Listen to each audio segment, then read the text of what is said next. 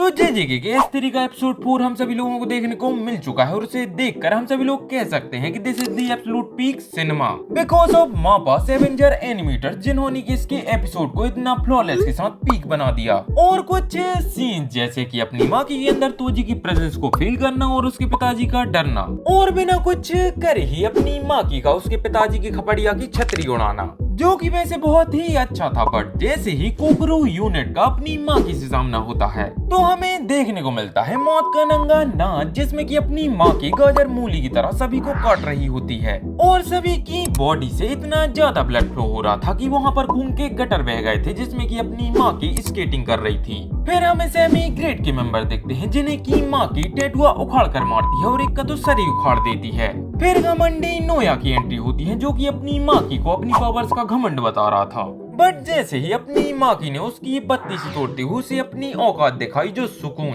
सच में क्या ही कहूँ मैं। और एनिमेटर्स भी लाइक वन मोर टाइम, लेकिन तब भी घमंडी नोया मरा नहीं था क्योंकि वो अजमरा था, जैसे कि अपनी माँ की माँ मार देती है। और फिर कुछ थोड़े बहुत मेंबर थे जिन्हें की बाद में माँ की मार ही देती है और इसके साथ ही एपिसोड खत्म हो जाता है। बट इतना अच्छा एपिसोड होने के बाद भी कुछ लोग ऐसे हैं जो कि इसे क्रिटिसाइज कर रहे हैं because of BGM and Toji scene and MAPPA's creativity.